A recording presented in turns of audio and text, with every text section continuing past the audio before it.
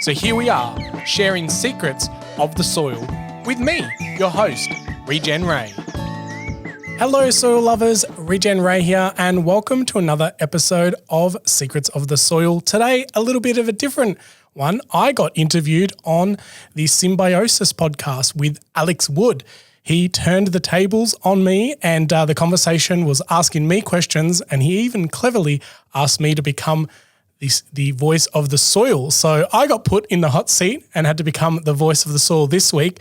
So I thought, what a great episode to just grab and introduce you to the wonderful world of Alex Wood. He is also setting up a company over the last year or so called Future Growers, which is dedicated to helping people transform their backyards, or people with disabilities and needs, to get access to food and growing systems in their own backyard. So much so that over Christmas, he put a post up on his Facebook group saying that he wants to transform someone's backyard as a volunteer. And that's what he did. He went and rolled up his sleeves and helped someone build a backyard growing system. How fantastic. Just to share a little bit about how, amazing Alex Wood is. So he asked me to come on the podcast, and if you've been following me for a while, you know that my favorite number is 7, and I happen to be episode number 7. So I love when things like that lined up. So this week, you're going to hear a lot more from me, I guess, through the lens of Alex Wood. So enjoy this episode. That's also what I love about regenerative agriculture is it attracts people from different fields and different modes of thinking as well, because it's so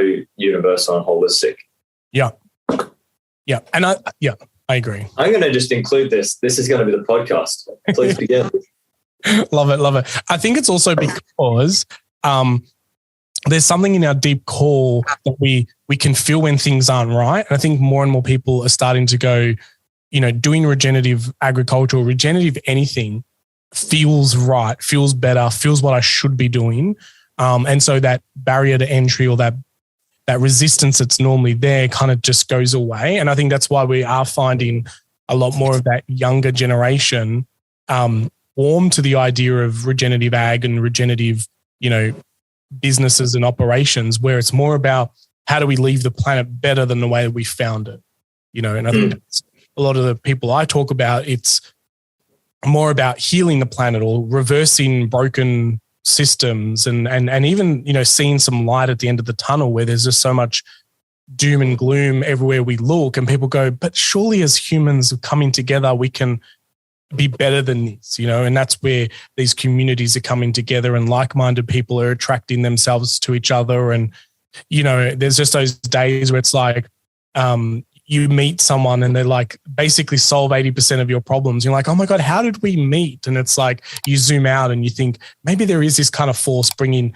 like-minded people together to help have deeper conversations. And that's what I've loved about my podcast is just, we talk from the heart without any planning and scripting. People going, wow, that was so good. It's like they've been presenters and talking on stage for 20 years. And then they come to a podcast that has no slides and they're talking from the heart and they're sharing childhood stories. And they're like, this was just an energy that I hadn't tapped into before, and that's where the authenticity comes through. And, people realize that everyone's just people. Yeah, exactly. I think that's also the plus of regenerative agriculture is that, as you said, the authenticity is at the core of it. And you actually offer a pretty interesting perspective on this, because you came into regenerative agriculture, I know, through the nutrition side. Is that correct? Can you talk us through a bit more of how you came to find Regen Ag and got into this field? Yeah, it's actually not as it's not a slippery slope as what you might think. So my background has always been like digital marketing, business, operations, startup was very much my world. And so I was working for a company in Melbourne that focused on helping businesses build online courses. And the directors of Farming Secrets came into that business. And at that time, my partner and I had a farm. And so the owner was like, oh, you've got a farm. They're into farming, like you guys should talk. And that was the start of the conversation of like kind of talking about me getting some land. And, the land that we had was more about a long time vision that things were like on vision boards, and we wanted to, run the farm without chemicals and, run it organically. And at the time, I didn't even know about this word regenerative, and I can still barely spell it half the times. It's like I didn't even know. And for me back then, it was more about sustainability. It was like that was the buzzword. I set up businesses in the past that were all about reducing energy consumption and helping people, share co-working spaces. And it was always about that share economy, or how do we use less but have bigger impact. And then I met, Farming Secrets, and I was their marketing consultant, and I was, working a couple of hours a week that then turned into a couple of days a week. And I was watching their content and their videos that were originally distributed on DVDs. And I was like, why is this so good and not common knowledge? And it was just blowing my mind. I was like, why is this a secret? Like, this should just be what we're taught from primary school, and this is how we should treat nature, and this is how it all kind of works, and this is the ecosystems all kind of working together. And so I went on a holiday and I stopped all my client work. And then when I came back, I was like, which client did I feel like I had the most impact with? And was it, who did I miss working with the most? And all my clients were great. I had a handful of clients and we were working on some amazing things. But this soil regenerative ag, chemical-free farming just really hit home. And with the fact that I had the farm, I was learning a lot that I could then apply. And it was only a hobby farm. We didn't even live there. It was just going there on the weekends and, working with the tasks. And we shared the land with other people, who was running a chicken enterprise, who had 20 head of cattle, and who was building a tiny house. And we kind of tried to share the land to bring different people together so we could learn with them. And that was really fun to have that kind of space.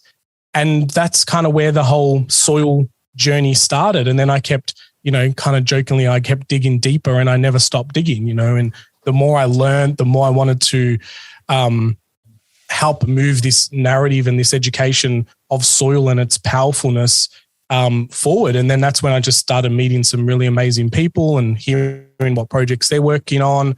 And I haven't stopped, that was early 19, like 2019 when this kind of all started. So I haven't had a long time in this space, but I feel like I went deep really easily. And I also learned a lot about everything. There's a lot of people, maybe who come from the land and they're biodynamic farmers. And so they know a lot about biodynamic, but they don't see how holistic grazing can kind of work in and, all these other areas. But because I came from this business marketing, I didn't really have like a niche in this space. I just learned a lot about a lot of different things and use that as a way of being I almost kind of call it the glue, where it's like kind of gluing all these things together. And then when people are chatting to me, I'm like, oh, you need to go and speak to this person, or you need to go deeper into like agroforestry and like syntropic farming and all that kind of stuff. So I kind of like point people in the right direction, or maybe a better direction. I wouldn't say it's the right direction because everyone's on their own journey, but yeah, being able to be a soundboard and then be like, oh, you don't even need to learn more theory. Just your marketing needs to be better, or you need to streamline this into a system so you can scale, And so this is where I'm kind of starting to see where my business world and marketing world and love for soil is kind of colliding together. And now that's kind of who I'm helping these days, people in that business market ag space. You like the old phone operators, they call up and they plug you into the right person. Yeah, but it's true. Like, this community is wicked, and the title of this podcast is the Symbiosis podcast. And I think that idea of symbiosis, obviously, it's so true in the soil and so important in soil and with plants and with animals. But I think it also speaks to the community around this as well. I've never found anyone who wants to take their ideas and just hoard them. Everyone's so open. Everyone realizes that the more people know about this, the more we can share ideas, the faster we get there, which I think is such a beautiful thing. Can you then rewind a little bit more?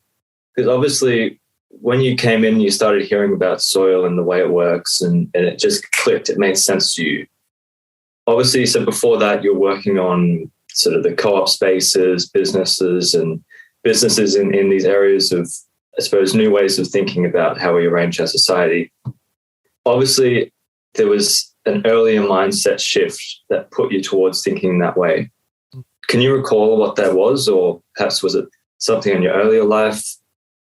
No, I definitely have put some thought to this, not because I knew this question was coming, but during this journey, I was like, where did this come from? Because I never was someone who was like, you know, nature, tree hugging, animal lover type of thing. But what the dot that I was able to join is this realization that during my upbringing, coming from an Italian culture, living in the northern suburbs of Melbourne, my grandparents built what we now call retro suburbia. So thanks to David Holgram, we've got this kind of word of like grabbing suburban blocks and turning them into like a food oasis with chickens and water conservation, and just being really conscious about all the inputs into this kind of backyard, you know, the Australian Aussie backyard.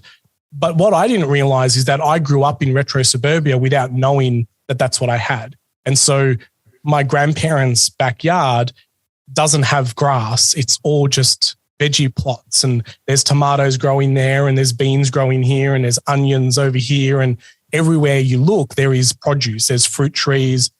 There's water tanks at the base of the house that's collecting grey water out of the shower. There's, you know, the chicken pen at the back of the shed where the chickens can roam and eat all the waste from cutting all the fruit and veggies that they use to cook. And everything was in season. You know, there was beans are in season at the moment, and if they're not, you blanch them, you put them in the freezer, and they come out in a couple of months' time, so you can still get the flavour of beans when they're not in season. And when they run out, you just don't eat that food. And so this retro suburbia permaculture kind of movement was part of my upbringing, and I didn't know.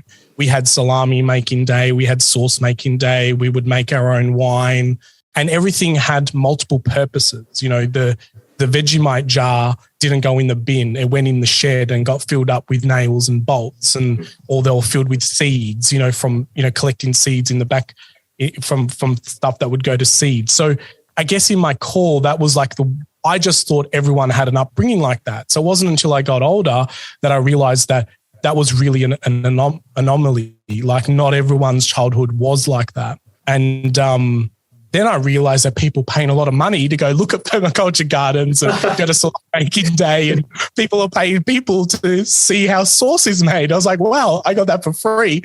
And I hated doing it. Like, you know, as a child, it was like a chore. It's like, I don't want to go to salami making day. Like all my friends are going to football and this and that, and I'm making salami. But in hindsight, I'm very, very grateful that that was my upbringing, and I have the ability to come from that space. So to answer your question, I think that's kind of what set the foundation up for me, that when I came into this space, I was like, oh, this is common sense to me and people who get it.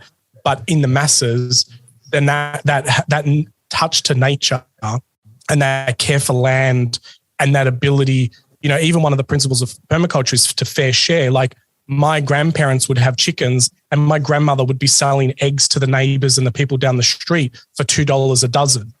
You know, and I sometimes say maybe that was my first introduction to entrepreneurship, where it's like, you know, you're able to yield something on your land and you sell it to people who need it. And so that was all just my childhood and things that I was submerged in at a very young age. And so when I started seeing this regenerative movement, it just hit hard and felt right. Yeah, hit home in a real sense. It's actually kind of amazing to me, this concept of normal, like what we experience as normal. Obviously, you grew up with that, and I grew up with a fairly similar experience. We always sort of grow our own vegetables, and that was just normal. And so it reminds me, I was looking the other day, there was I think it was from a guy from the UK, and he was doing an experiment with diet. And he lived a pretty healthy life, ate a fairly healthy diet, plant-based, whole food type diet.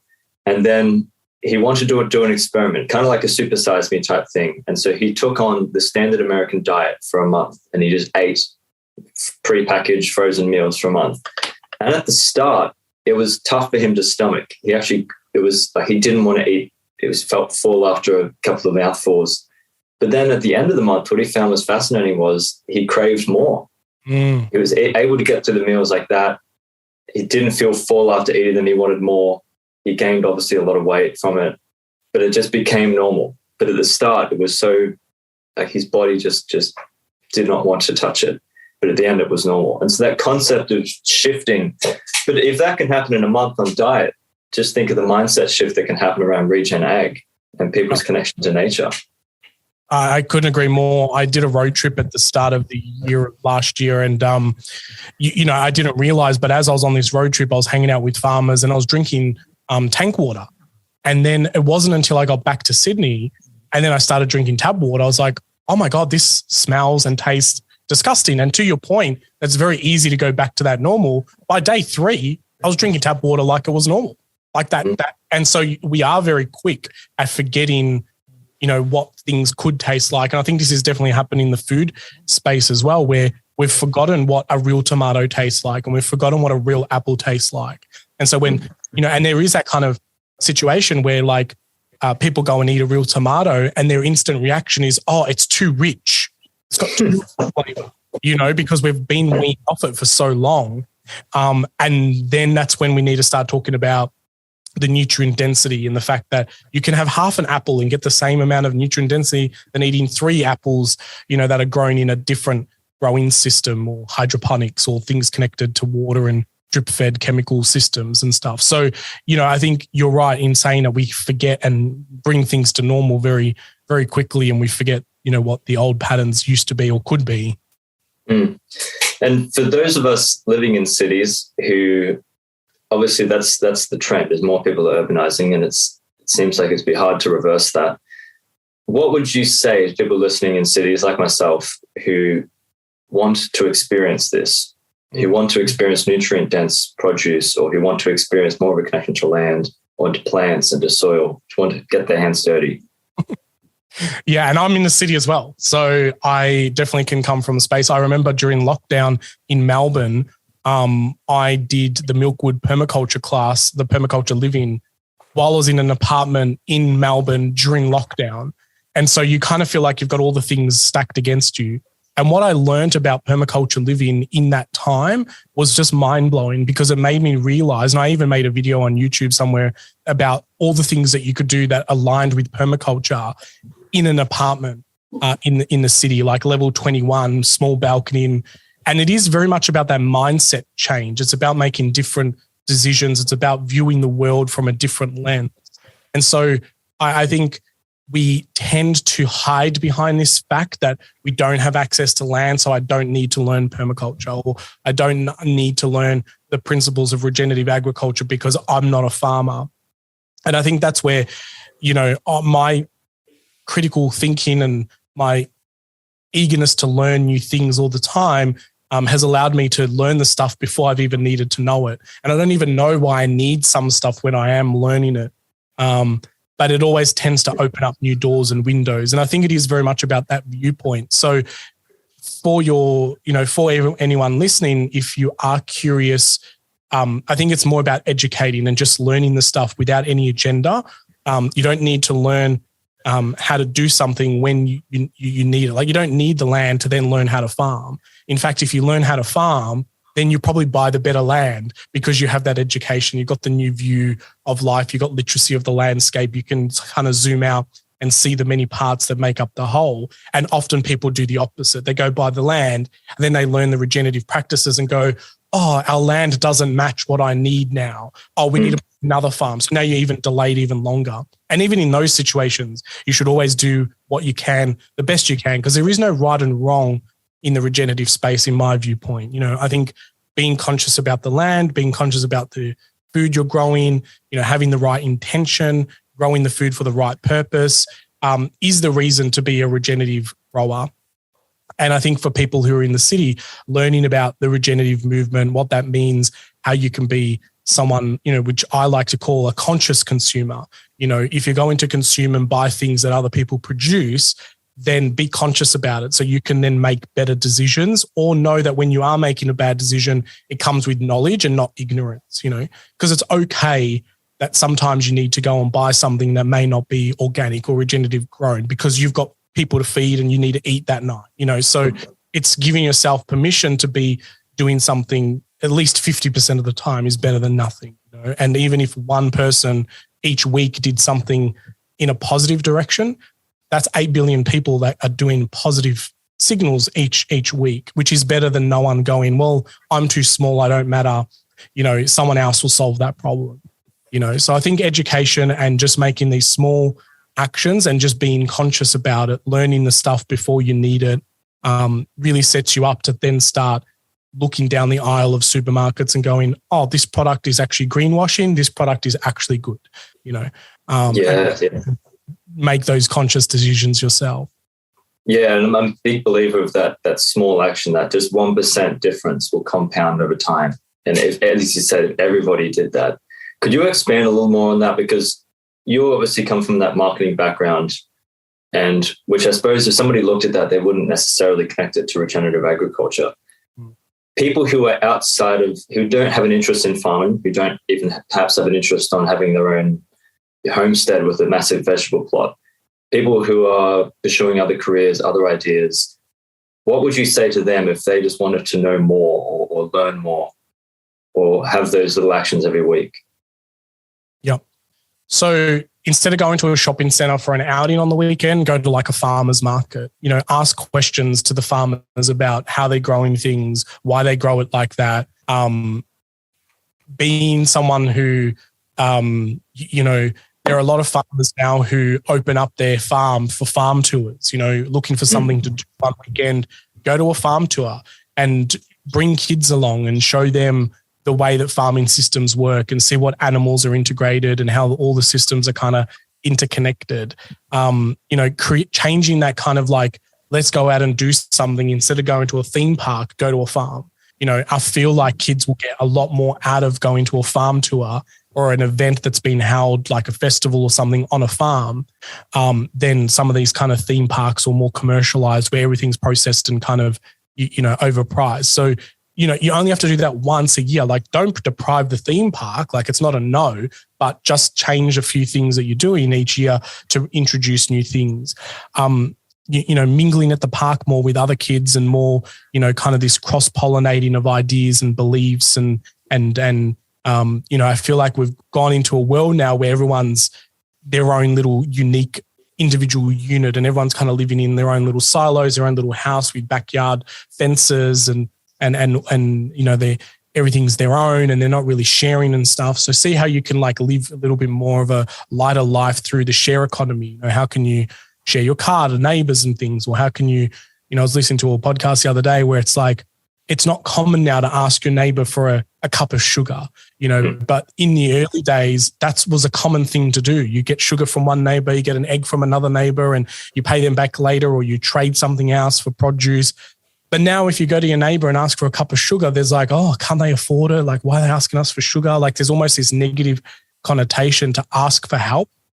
And I thought that was really interesting is that, that's the whole point of a neighborhood is that you're meant to lean on each other and, get raised by the tribe. And so one of the things that I've started seeing in this urban setting is these nature plays where instead of going to play group that's in stores and playing with like plastic toys and things that are manufactured, getting kids out in nature and they're collecting leaves and bugs and they're, dyeing clothes with beetroot and things like that and getting kids understanding that nature is very resourceful and can provide a lot. And, the magic that happens in these nature play groups is really, really important. And I think it does start in our own backyard. I often see people say, well, we need governments to legislate it or we need, this company to make it mandatory and all this other stuff. But I don't think that's necessarily true because those legislations change when there's a big group of people demanding nature play to be, easier to register or more, less, red tape around getting these things set up. So,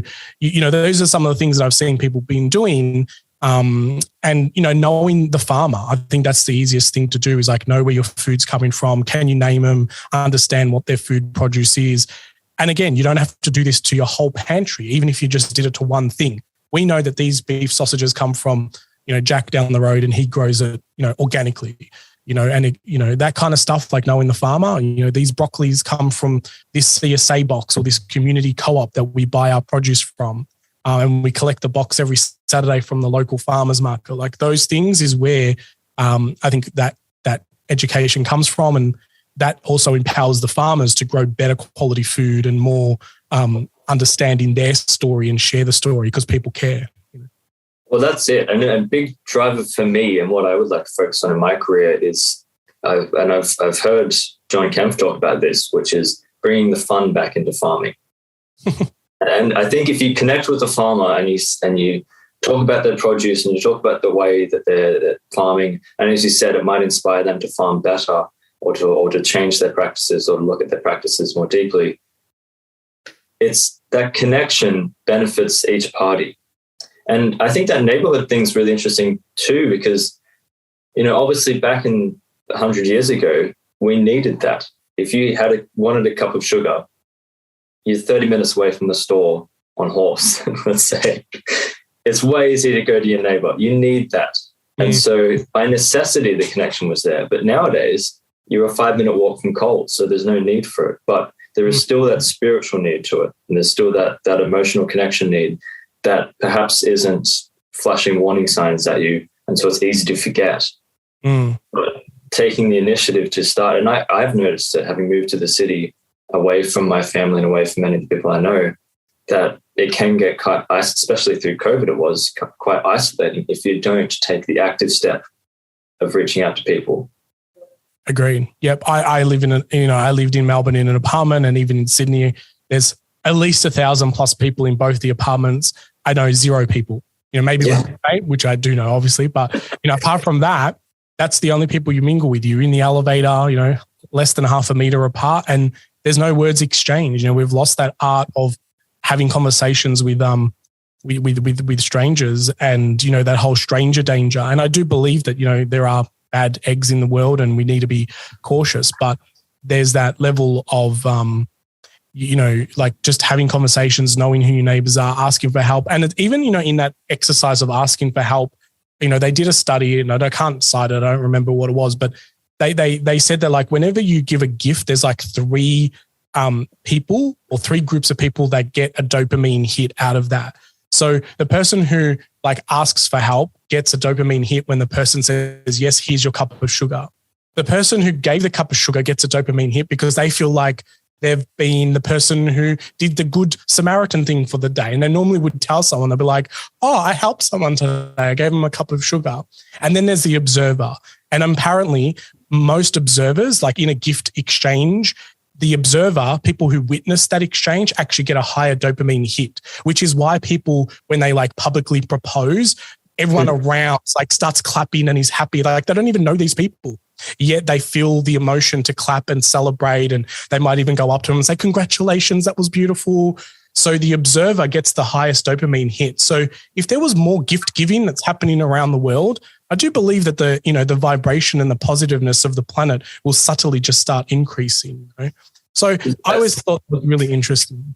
Yeah, that's really fascinating, actually. And you're right. Like like that example, if someone proposes in public and everybody around starts to cheer, obviously that intuition is in us. And that's something that I've been interested in lately, is intuition and where our intuition is and how to tap into that more deeply. But obviously the intuition is for us to be connected more tightly than we are. And yet, like you say, if you hop into an elevator in any apartment building, everyone's kind of looking at the floor, trying not to make eye contact, and no one speaks. But the intuition, I think, deeply is there. But our norm... Everyone wants to speak. They just don't know how and what to say and not to look like a weirdo. Sometimes acting like the weirdo is the best part, though. Agree. Actually, go on. No, you go. You. Yeah. I was going to say, I'd actually be interested to hear your thoughts and on intuition and how we tap more deeply into that, because I think that's pretty tightly linked, and that's why kids are such great creatures to hang around, because they are intuitive by nature. They haven't had that drawn out of them, and so, but to try and get back to our intuition, what are your thoughts? What have you found? And it's exactly what I was about to answer. And I'm glad the way you framed it, because you just said something there as well where kids, it's drawn out of them. And I think that's a very powerful statement, because it's exactly what I was going to say, is that unfortunately we have a education system that kind of indoctrinates us to be like that. You think about the classroom, you sit down and you listen to the authority person. You go to speak, you're being the troubled kid in the room. Like, there's almost this sit down, don't speak, and only speak when you put your hand up and you're given permission. And I think that does play a big part on us suppressing that intuition, because our intuition would be like, share this fact that you know, or add to the story, or I want to go and sit backwards today, you know? And so all that intuition stuff gets kind of, you know, like it's been suppressed so much. And like the way you framed it, has been drawn out of us. You know, we've forgotten how to trust our gut and how to listen to our intuition. And this is why I try and encourage people to get their kids into like nature plays and into like other forms of education, you know, into sporting teams or other things where you actually learn to work together. Because even the schooling system, like, you're graded in silence by what you can retain in your memory. There is no collaboration. You can't turn to your neighbor and ask for help. So why would you turn to your neighbor and ask for sugar?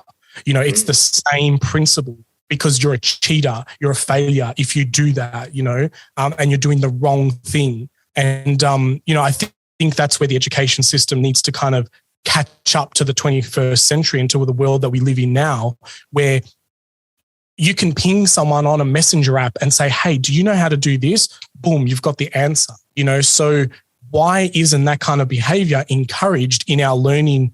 And we spend so much of our adolescent life in this system that I'm kind of surprised that more people aren't angry about how we're producing people who are incompetent to be humans, you know, to some degree. We might be great factory workers, which worked for the Industrial Revolution, but we're not in that revolution anymore, and nothing has changed. It's changed a little bit. We sit in front of computers, but you still have to be in silent, and you have to not help thy neighbor. And so, you know, there's a whole interesting kind of conversation happening now with all this AI stuff, and, you know, all the schools want to ban the AI. And it's just another evidence of like, we're not adapting to like the technology in the world that we're going to be living in. And we're going to suppress people to think that interacting with AI, whether it be Siri on your phone or this chat GPT thing, is bad, when really that's kind of what's going to advance us to that next evolution. And I think when we can outsource decision fatigue and like all this other stuff, we can bring our intuition back, because we've become, you know, so busy doing and hustling and working for dollars to fund things that we can't afford and don't need.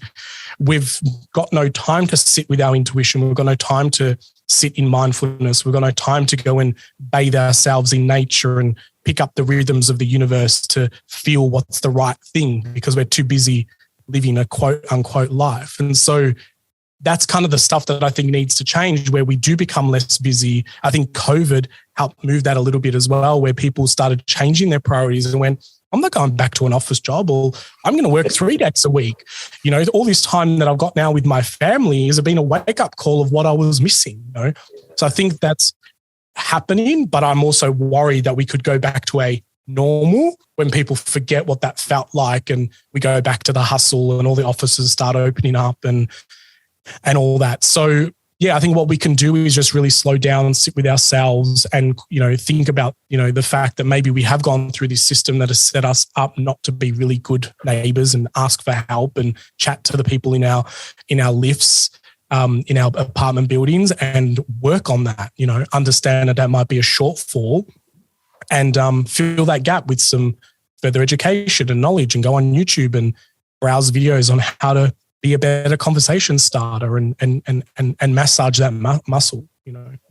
Yeah, no, certainly. And I think you're right in that the education system obviously has its benefits, but teaches such linear thought patterns, and rather than any intuition or any creativity. And I think I know somebody who teaches at a primary school, and they are really into regenerative agriculture and permaculture, and their focus is on teaching kids in the garden.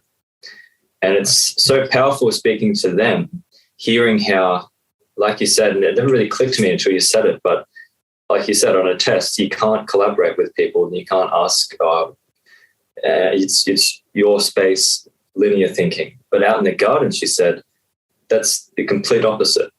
Everyone has to collaborate and help each other out, and pass me this, and you've got that. And so that's why I think gardening is a really crucial element to be implemented into education on every level. I'd like to get your thoughts on that, and particularly just in how our education system, in your view, will change or should change in the next 50 or a couple of decades, let's say. I wish I had the magic, bullet idea to say. Well, let's say you're the dictator of the land. Change what you like. Yeah. So I agree that working with soil and nature is a very big key element that should just be instantly integrated into every school. One, because schools have access to land that's not like a massive oval that's been underutilized, massive potential to capture sunlight and understand the principles of regenerative ag, improve that soil, capture water, keep the grass greener, all that kind of stuff. They've got the land to do that very easily. Starting a school, and I do love the fact that a lot of schools are setting up, little community gardens, I guess, or for schools. And, the kids are taking tomatoes home that they've grown in their own, schoolyard. But where I think it needs to be easier is that instead of funding building expansion projects or improving other, parts of schools, that there's a focus to, ensuring that there are growing spaces in every school. And because that's one of the biggest challenges is that normally a committee needs to be put together at school that's self-funded or volunteer time to get these things off the ground. And so the support isn't there.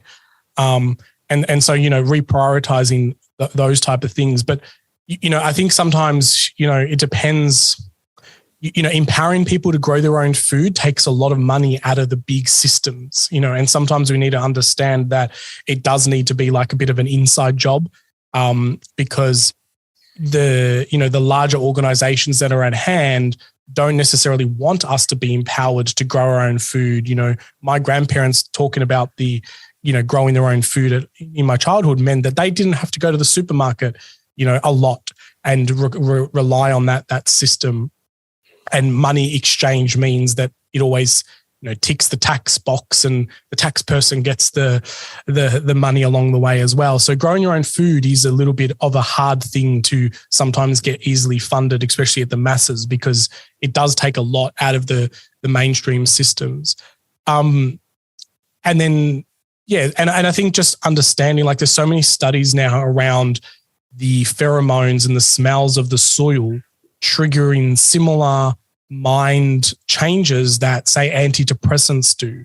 And so there's always this whole kind of feeling. And in Japan, there's this big movement of forest bathing where people would just go and sit on a rock in the forest and bathe themselves in the smells and sounds and energy of the forest. There's lots of wisdom in the forest. They're normally very old. There's lots of different history that's gone through those forests. And I think there's something about spending time in that. And everyone always feels better when they've come back from a nature walk or they've been stuck on a problem and they go for a walk around the block and then they're like, get back to their computer and like, oh, of course it's ABC, and they just solve the problem, So yeah, I think getting kids into soil, touching soil and not demonizing soil that it's dirty and germy and bad and you got to wash your hands and all this kind of stuff, because in really good soil, there are so many positive bacteria and fungi that is very good for our gut biome and for our immune systems. And so, kids that tend to grow up on farms and, they're hanging out in chicken coops and they're in like farm sheds that have got hay and things, tend to have, stronger immune systems or more resilient when it comes to, their bodies and colds and flus and things like that. So, sorry? Less allergies. Yeah, and less allergies as well, And so this is all new research that's starting to get focused on a little bit, but then the links between soil biome and then our gut biome and then what that does from our, gut and brain links as well, where there's a lot of, improving the gut biome can help, with a lot of like the allergies and food situations that people have, like whether it be gluten or lactose. And then also the mental health state of someone based on how their gut is functioning. So Dr. Zach Bush is someone who I follow a lot and really enjoy the research that he's funding and putting effort to, and because it is very much aligned of understanding how soil is linked to humanity so much. And I think, getting schools and kids used to touching and finding worms and counting bugs, it's just a really good way to inoculate them with good biomes and knowledge and care and empathy. There's also other studies that talk about that people's empathy levels tend to increase when you work with nature and you see everything as life. It's not a weed, it's a living plant, and it has a flower and it attracts a bee, and you don't just step on it and squash it or spray it with a weed killer, So that empathy level of caring. And I know in some schooling systems, like they have to raise plants in the classroom. And so, the plants have a name and they talk to it, they sing to it, and the plants thrive, And, there's a meme that goes around on the internet saying if we think talking and singing to plants is powerful, imagine if we sung and talked to humans, Yeah. So that's my thoughts on that. The solving of the system, I'm not sure. I think the system does need to be turned on its head a little bit in different things. And I agree that the education system creates order and puts people into, a way of understanding kind of like disciplines and so forth. But I do feel like it hasn't evolved to, support, what, and one of the examples I was talking to someone the other day, I was like, when calculators were first introduced, it would have been bad to bring a calculator into an exam. You needed to all that.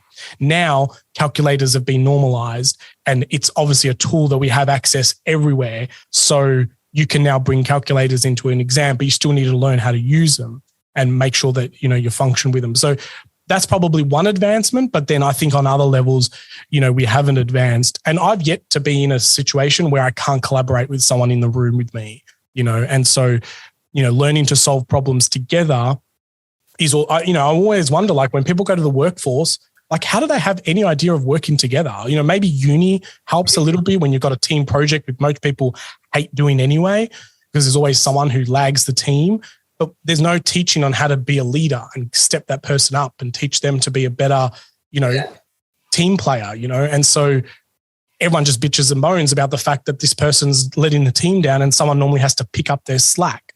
Yet no one's empowered to coach and mentor them to be a better team player, And so those are the gaps that I see when I look back on my schooling and, what some of the people that I meet now that have come through the education system and go, wow, we're really not setting people up to be great humans and to succeed in the mission of humanity.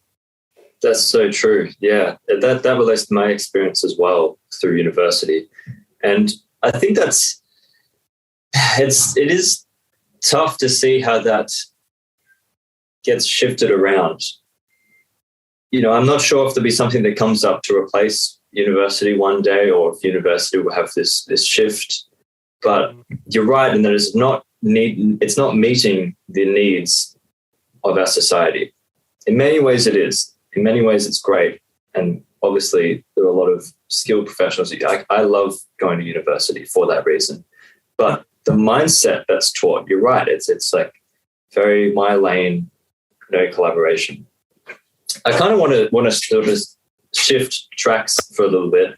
Absolutely. And talk about regenerative agriculture on the different scales that it exists. So obviously we've talked a lot about the home garden scale or the school scale. What does regenerative agriculture look like to you from that scale up to, say, a market garden, up to, say, some broadacre crops or an orchard setting, or, say, regenerative grazing practices?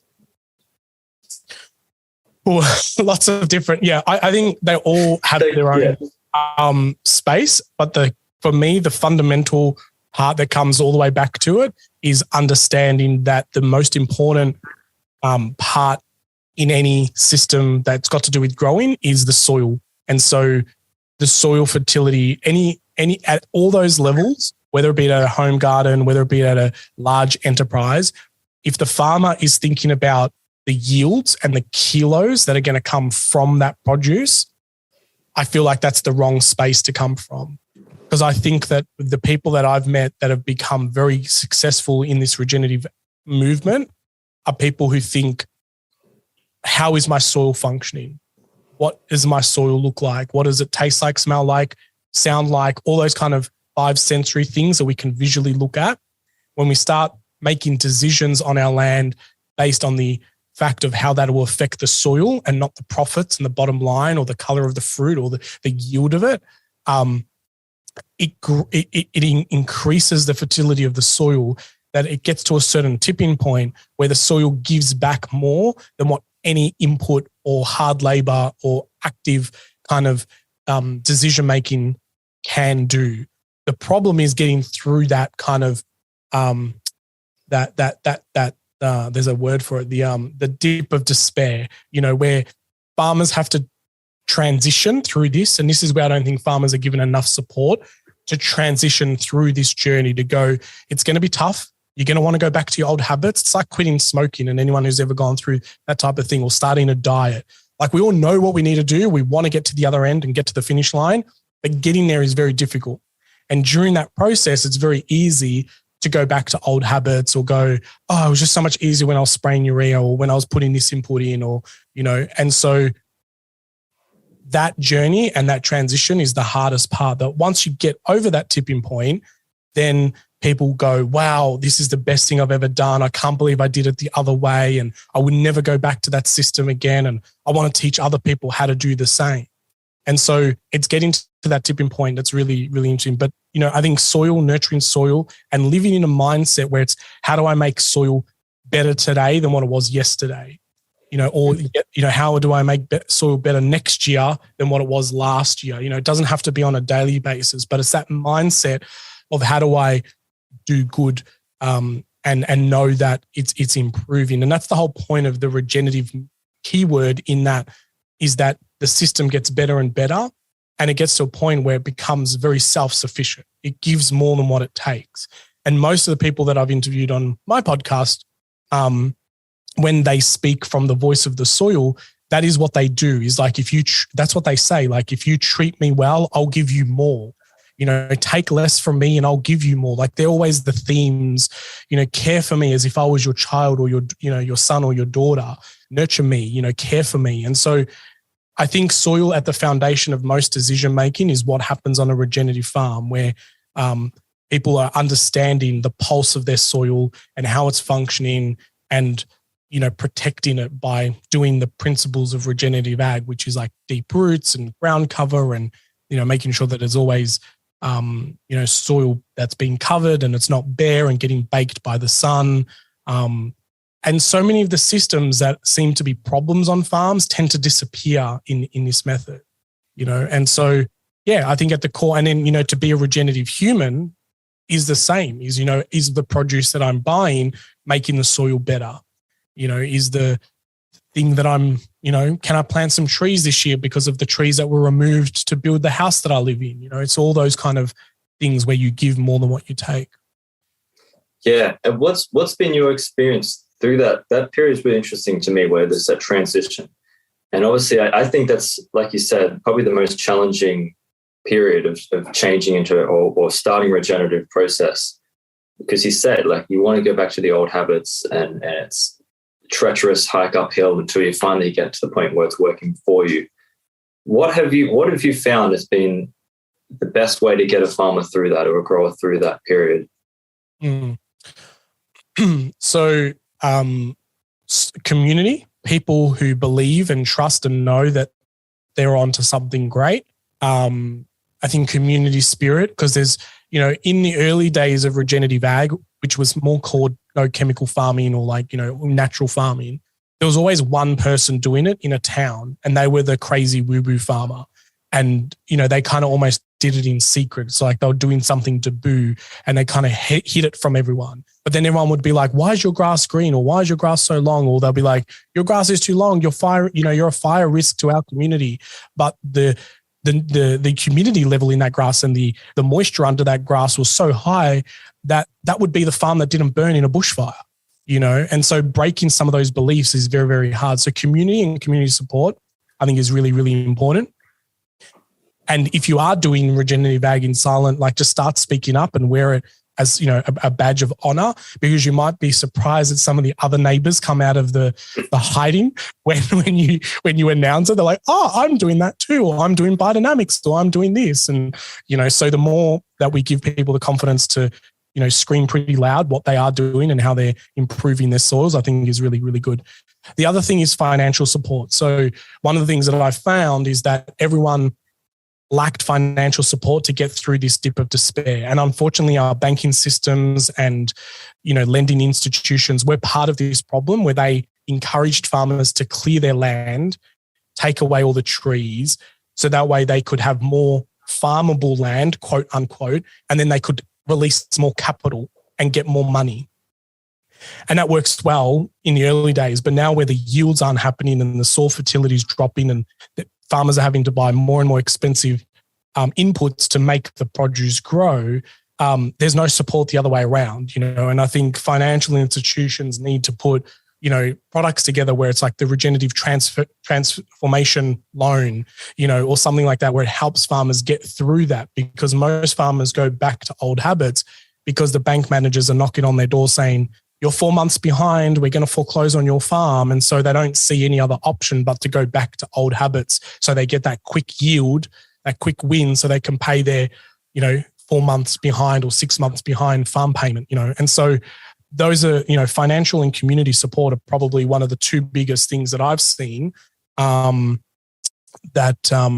people really struggle with on that transition. So if we can make it easier, and I think people can make it easier because there's this movement of what's known as community supported agriculture, where you pay the farmer up front for the produce, and then the farmer goes and grows it, and then you get your produce, but you don't know how much you're going to get because you're getting a share of it. And so changing the way that we buy food and understanding that if we fund the farmer before they grow the food, then they're more likely to stick at a regenerative transition journey than relying on banks and credit cards and things like that to yield something. And so, understanding that there are other ways of buying food. There are like fund groups together now where you can fund a farmer to have certain produce on their farm and you'll share on the yields through like co-ops and things. So there's lots of new innovative ways. Even one of the projects we're working on, which is called Farmlet, that's all about empowering people to come together and buy farm as a group, and then farmers lease that off the group. So instead of having banks involved to go and get lending to buy the farm next door so they can expand, we can bring everyday Aussies together to buy that land in a group, and then the farmers lease that land off the group that has similar values and an interest in making sure that that farm is regenerative and heals the soil. So, we're finding new ways to bring that community spirit back together and having access to finance like Kickstarter, online, if people are familiar with Kickstarter, where you can raise money to create widget before the widget's even created. So if people are willing to do that on a widget or a diary that's going to help you 10x your business because it gives you the morning magic routine, or you're going to go buy a flow hive, which was very successful before they even built the flow hive, then why don't we apply that with farmers as well, where you pay for the produce before the farmer even produces it, So it's not a new concept, it's just applying it to a different field. Yeah, and it's almost looking at a farmer in a different way. I think sometimes people look at farmers like there's a factory and they're almost like a factory worker within it, just pumping out this one product. Whereas really they are the true entrepreneurs, and changing it so it's like that Kickstarter thing where you look at them as an entrepreneur trying to begin something, this regenerative journey, that if I invest now, then in 5 years' time, they'll have this beautiful regenerative farm that produces. Do you think it's possible to change the bank's decisions on that, or change the bank's mindset around that? Like, it does seem absolutely ridiculous, and it should seem ridiculous to anybody who sees it, that we have these businesses that we bail out, and yet we've done the exact same thing on farmers, driven them into the ground in many cases, but we don't bail them out. Yeah. Do you think it's possible to change that, or is it best to just sidestep it like you're doing with Farmlet? I think there's both. I think, one of the things that I started seeing over the years is people wanting to become what they call debanked, so they don't want to rely on the banking system to create their personal wealth or their business wealth or their farming enterprise wealth. And it's not even wealth. I think it's just like surviving these days. It's not even about, becoming wealthy. It's just like, how do I make ends meet? And to answer your question, I do believe that now, more than ever, we can get the banking system to change, but there's a catch. There's always a catch. The catch is that the banks will change their narrative based on the fact that there's carbon credits that can be yielded off that land. And so banks are now starting to work with this thing known as natural capital. And it's putting a dollar value on the biodiversity of the land, the water quality of the land, the tree density of a land. So I think banks will play a part in reversing the damage that they kind of maybe not knowingly did. But it'll be on a way where it's like, we will give you this 5-year interest-free loan so you can go regenerative and plant all these trees, but we will own 40% of the carbons that get yielded from that. So there'll be still something that the banks will take in exchange of being lenient, where I think if we crowdsource and bring power back to the people for the people, I think that's more powerful, because then we can have everyday Aussies like owning land that farmers lease, that then yields amazing product that is regenerative. And then the people who own the land, of course, are going to want to have the beef or the broccoli or the soy that is grown from the land that they partly own, And so I think if we can crowd fund and bring the ability to go, yeah, we're going to yield carbon credits on here, but 100% of that's going to go back to the farmer so they can build a better enterprise and be that entrepreneur that you referred to them as. Because you're right, farmers wear 25 different hats, in 3 hours. And so they are really, that entrepreneurial spirit of changing gears very quickly and like hustling really hard and spending hours and hours doing their craft, and they make the least amount of money in the whole supply chain side of things. So if we can bring that cash register back to their farm, where people are buying CSAs and co-owning the land and helping enterprises launch that way or expand that way, I definitely think that empowers the farmer and brings back that fun into farming, like you mentioned. And the farmers can actually love working the land rather than seeing it as a chore. Yeah, definitely. And so that's from the finance side. And then I suppose as well, what's gone into this conventional farming that we've had up till now and still have is the actual advice, the agronomical advice, historical agronomical advice that is still the mainstream, this conventional way of agriculture, the high input. How do you think we go about changing that? Where does it begin? Does it begin from the research institute and university side? Does it begin from, is it farmer driven, consumer driven, mix of all of those? What do you think? Great question. And I recently interviewed someone on the podcast that spoke very great to this, where and I agree with this, that if we rely on the institutions to create this research, unfortunately, because of the way that they're all funded and kind of the data that they need to be seen to be releasing, we only get like maybe one side of the story, in my personal opinion.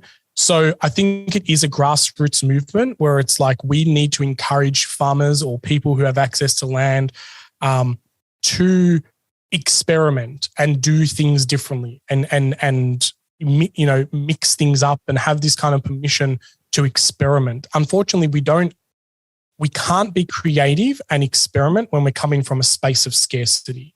And so when farmers are coming from a space of, I don't know where my next dollar's coming from, and I need to put carrots in the ground in every square centimeter of my land so I can meet my mortgage repayments, we're never going to have any land available for experimenting. So we need to get the farmers back to that point where they're coming from an abundance space and go, oh, I've got a couple of paddocks spare this year. I'm going to play around with like dipping the seed in this biostimulant and see what the difference is.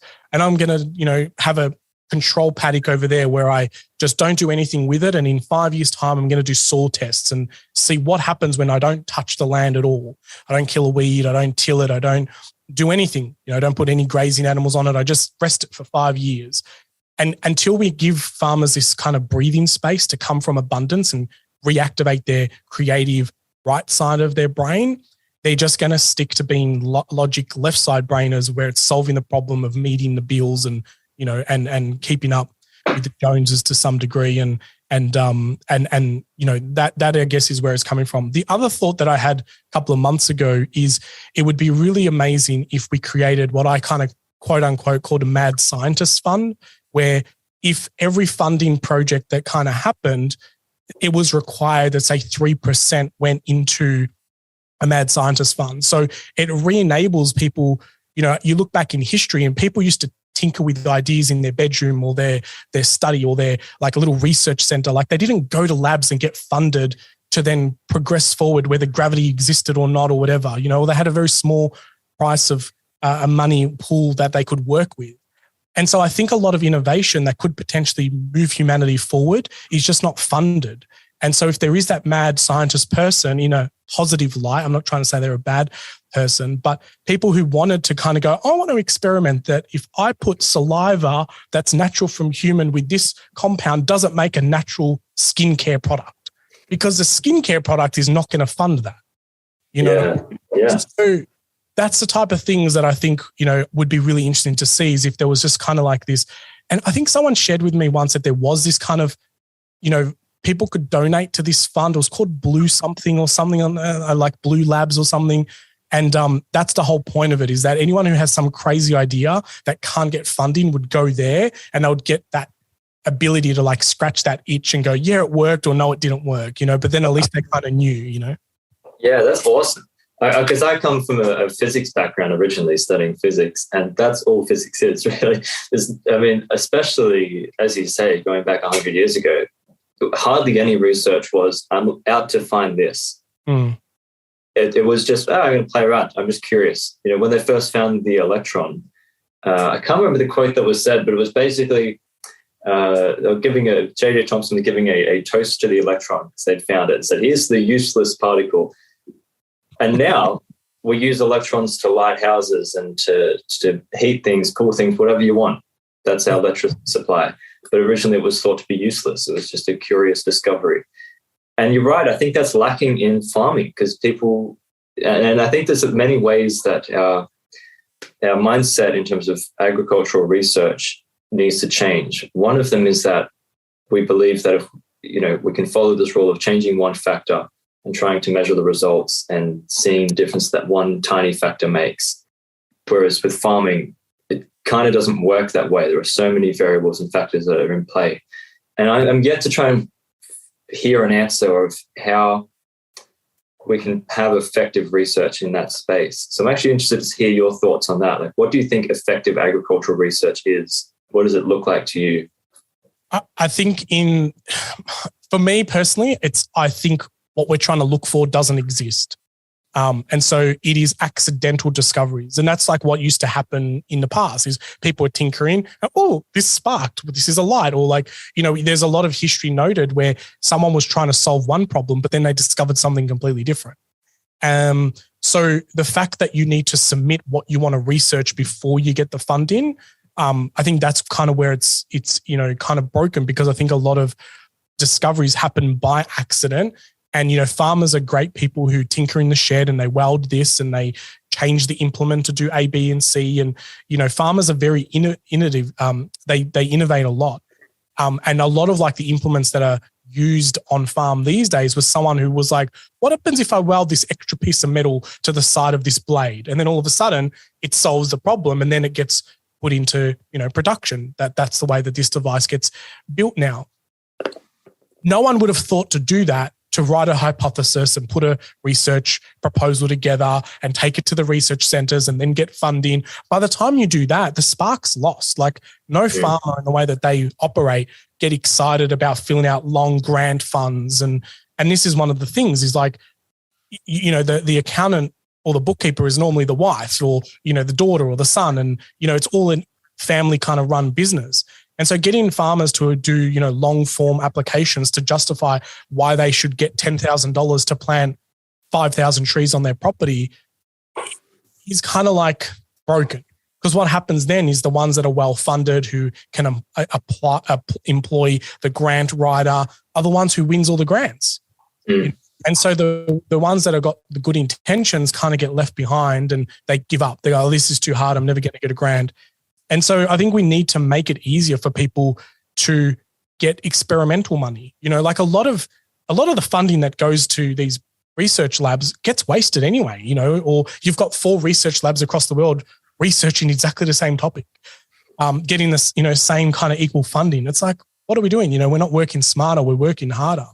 And so I think just removing some of the red tape, making it easier for people to get, this kind of mad scientist fund money, I think is like the way that we can reignite this kind of tinkering methodology of accidentally discovering things. And from the food system, I think it is very much a grassroots movement where it has to come from the bottom. The farmers who are spending time on the land need to say to the scientists, A, B, and C is true on my farm. Don't try and tell me that we need to study, JFK, whatever. That's not the way that farming kind of works. And there's so many different things. And then the other problem that happens is when they research, if this input helps the grass grow greener, it's done in lab environments where it's controlled lighting, simulated rain. It's not real, to the real harsh climates of the landscape. And so then the data comes out and says, yes, if you put 3% of this, you'll get greener apples. But then they go and put it out on the paddocks and the opposite happens, and they've spent lots of money, but it's backed by the research that's done in the lab. So it's just, to me, broken. And I think to be on the narrative of what kind of was said at the start of this, I think farmers are starting to realize that going to agronomists and getting soil tests and being told what to do on their land is kind of becoming like rubbish. And it's like, I know my land best. I'm going to trust my intuition. I'm going to do A, B, and C. And so farmers are becoming more connected to the land. They're listening to the rhythms. They're learning the literacy of their own landscape and not necessarily listening to who they were told that they need to listen to when it comes to what to input on their farm. And the prices of these chemicals and additives is also massively on the rise. So some farmers have no choice but to abandon those methodologies and then going, oh, but I still got yield this year. Oh, now this is the second year I didn't use that and I'm getting better results. So I think the price of a lot of these inputs going up has also accidentally helped people realize that maybe they don't need them as much. Yeah, absolutely. And I think, unfortunately, in the research realm, that same methodology, when applied to regenerative researchers, particularly if the researchers have this prevailing notion that conventional is the only way, and regenerative, it's for, like you said, the one farmer is a bit of a nutcase in the town. Once that research is done, if you say, well, they tell us that, higher diversity of fungi in the soil makes a difference to crop yields. Okay, let's put this one strain of fungi in this pot trial and see what difference it makes to another plant without that fungi. Oh, look, it doesn't work. And then so it comes out, high diversity fungi doesn't actually affect yields. Well, in that one controlled study, one strain that you're studying, it doesn't. But if you look in the real world, where you're just promoting fungi growth of innumerable species, then it does make a difference. And it's that more holistic vision. So that's the sort of research that I'd love to see more in the university space, because I think obviously those labs can be great resources. And I think a great framework for this is Richard Thackway from Australian National University. I've had him on the podcast before, and basically what he does is he goes to the farmers who are doing the innovative trials, innovative stuff on their farm, and he just watches what they do. And all he does is just measure the results and reports them in a straightforward way of, this person was doing this is the soil carbon over this many years, or this was the species diversity of the native vegetation over this many years. Just charts it and says, this management system led to this result. And I think if you had that over every single farm that was doing innovative things across Australia, combined them into different packages, then you'd have such a depth of knowledge. Agreed. And that's just, the permaculture principle of observation. That's absolutely.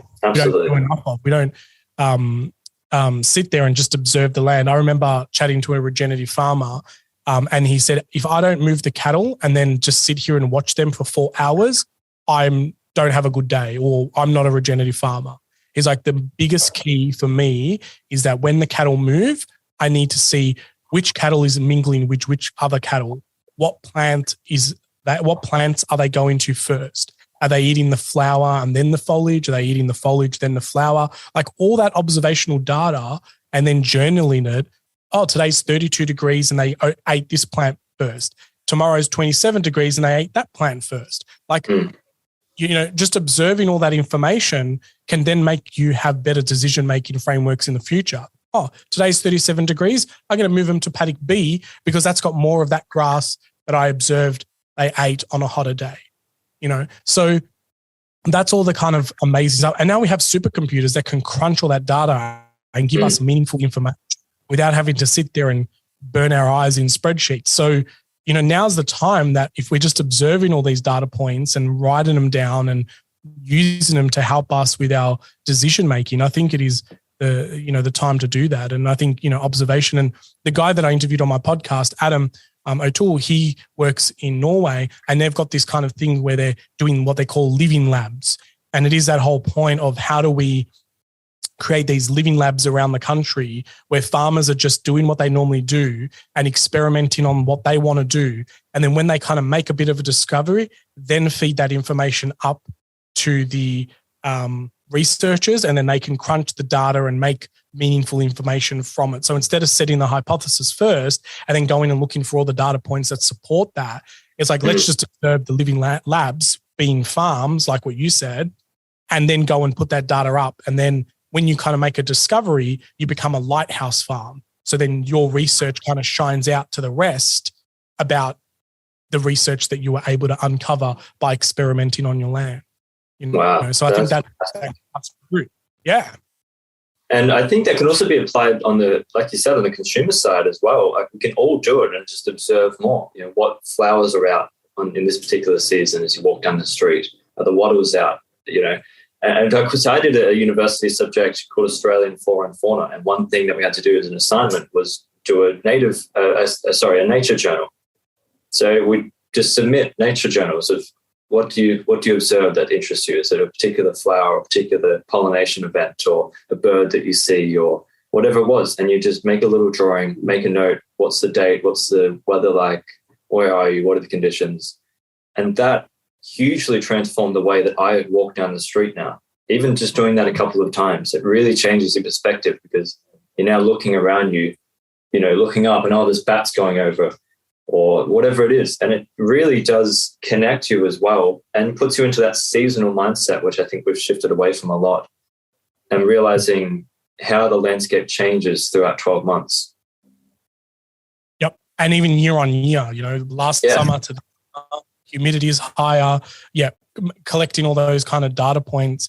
Another example of this kind of what I call crowdsourcing of data is Matt Powers, who is very big in the microscope world in America, and also well known here in Australia. But he's created a database called the regenerative database, and the whole idea is that people who have a microscope or the ability to make observation, they're like, oh, this fungi with that bacteria is a bit odd. Let me take a photo, and then you submit it to the database. And so the more people who submit to that database, then people can start going, look, everyone in New Zealand has got this kind of density of fungi count, but everyone in Canada has got this density, but the produce is the same. What's the difference? Oh, they're taken in this climate. Look, there's a new discovery that we've found. So I love that whole idea of crowdsourcing and kind of making everyone be the ability to, and I know it's not controlled, but this is looking at big data, and I think maybe this is more real world kind of data that's not in a sterile lab with controlled artificial lighting and rain simulator, where we can actually bring all this data by the masses. If tens of thousands of people are submitting their microscope slide photos when they're looking for a particular bacteria, then we can make better information and get people to then crunch that. So I think that's what we're going to start seeing more, is that user generated, crowd sourced research data points. I love that. Yeah. And I think that also, and this kind of turns into my next question as well, attracts younger people to farming, that it can be done in many different ways, and you don't even have to be a farmer to be involved in this movement. You just have to be interested in what's out there. You have to be a continual learner.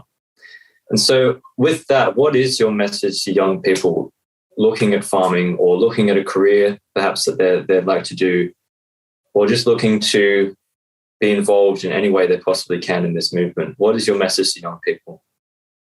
Yeah, so I think we're at a time now where more younger people are interested in farming, and it is because of the tech that is layered onto the to the ag space as well. So like ag tech is massive.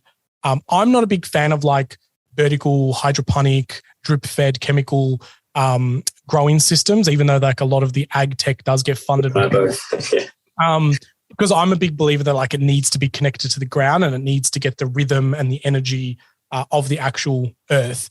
And so I think with the younger generation, it is about knowing, this whole mindset of like working smarter instead of harder, looking at farming automation, the ability that, there are farmers now setting up farms that a drone can fly over and do a check.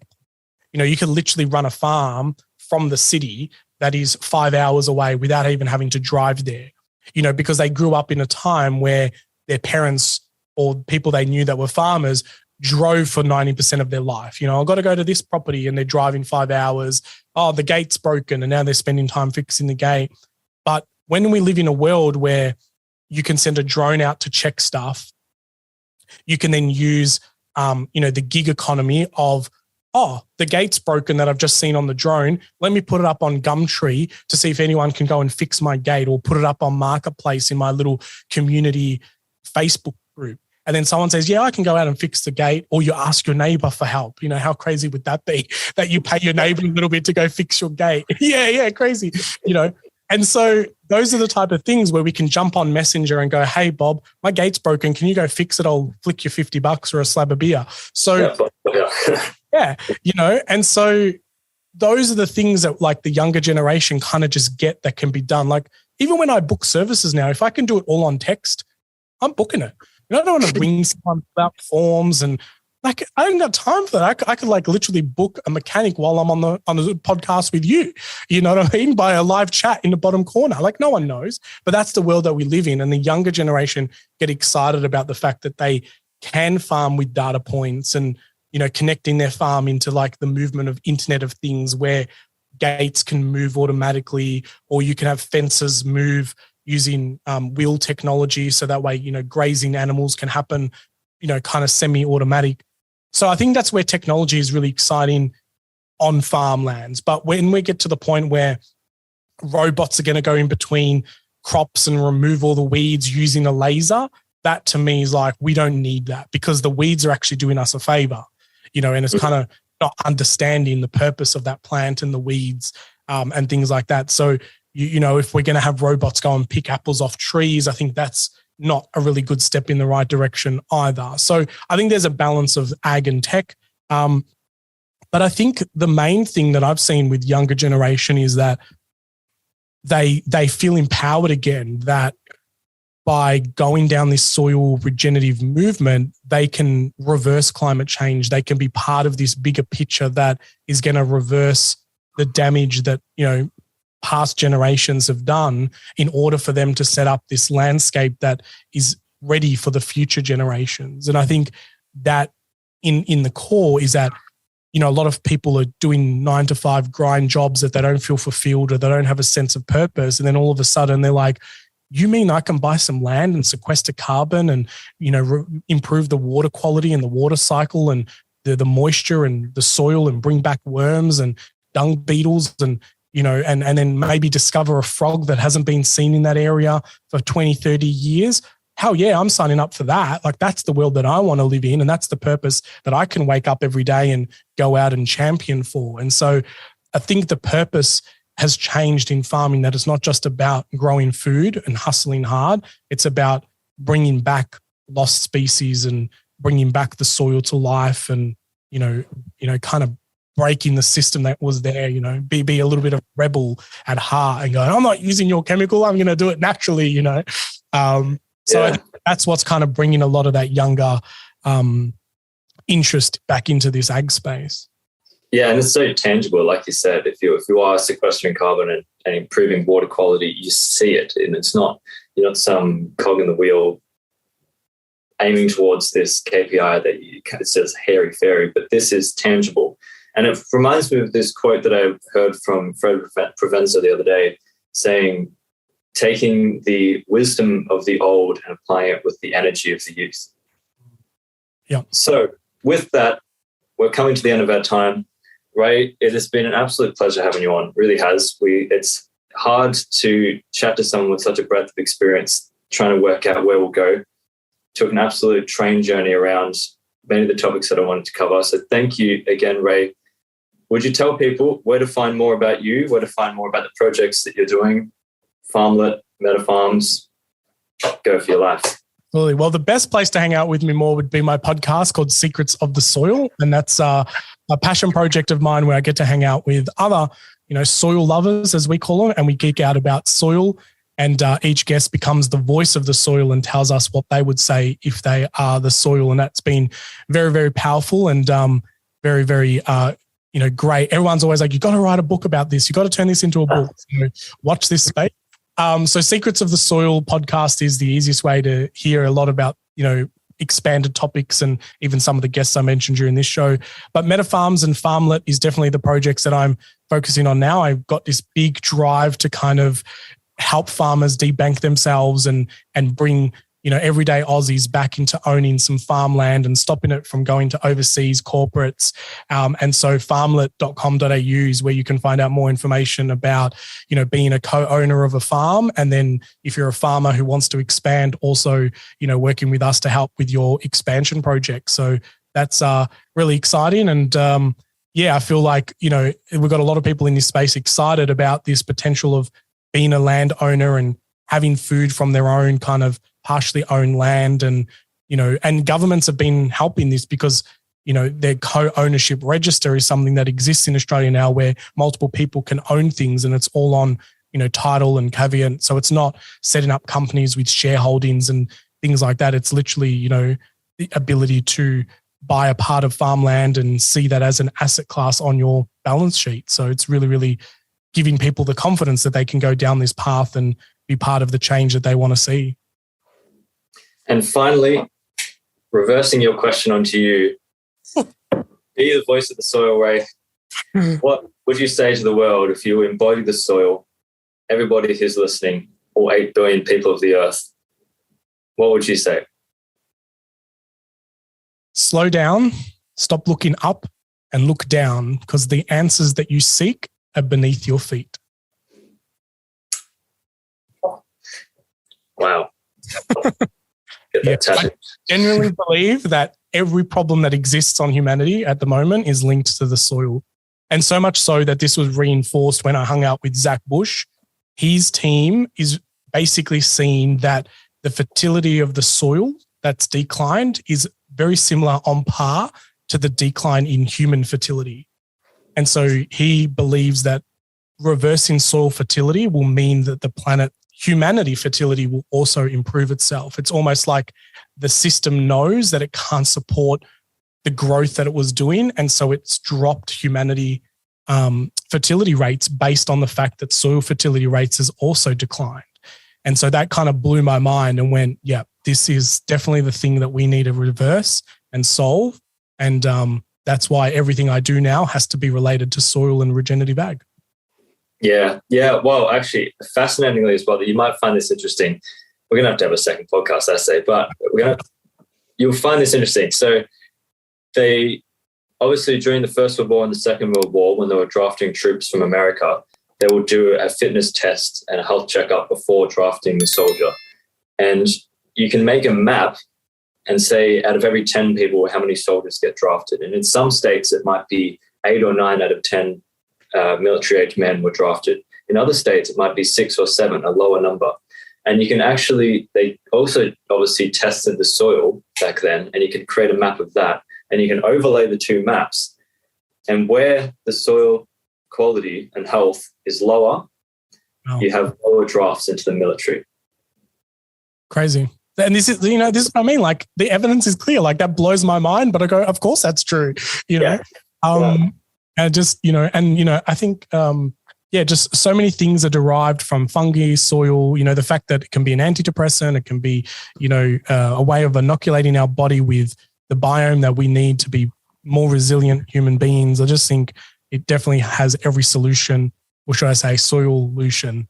Solution. I like a good bad joke and I got it in. So there you go. Well, we're going to have to end on that then. That's awful. There you go, soil lovers. I hope you enjoyed that conversation with Alex, and this time hearing me being the voice of the soil. Hopefully I did it justice and didn't mess it up too much. I really encourage you to go over to the links in this description or around this video and go and show your support for Alex. He's just working on some amazing things, and we've been vibing and chatting a couple of times, and that's where the idea of him interviewing me on his podcast kind of came up. And so show your support, go and subscribe to his YouTube channel, go leave a comment, go and subscribe to his podcast when it's in an audio version, and just let him know that you've come through his podcast through me and sharing it on this session. So without other people also asking the hard questions, and he really did a great job exploring like where the root of all this passion for soil and love come from. And hopefully through that episode you got to hear that firsthand, that something that I kind of grew up with, and it's kind of now showing why that was the case. I was unable to join those dots originally. So go and subscribe to Alex, because I think you're going to get to see him around a little bit more and working with the projects. And if you're in Melbourne and you can go and volunteer on some of the projects that he's doing and working on, go and check out his volunteer page on his website at futuregrowers.com.au. So on that note, until next time, get outside, get your hands dirty, and keep digging deeper into the wonderful world of soils. I'm Regen Ray. I'll catch you on the next show.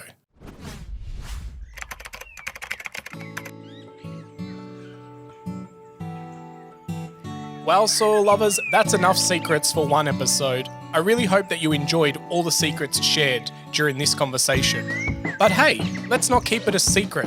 Please share this podcast around and make sure that you like it and leave us a review, because that really helps spread the secrets of the soil. Until next time, remember, get outside, get your hands dirty, and keep digging deeper into your soils.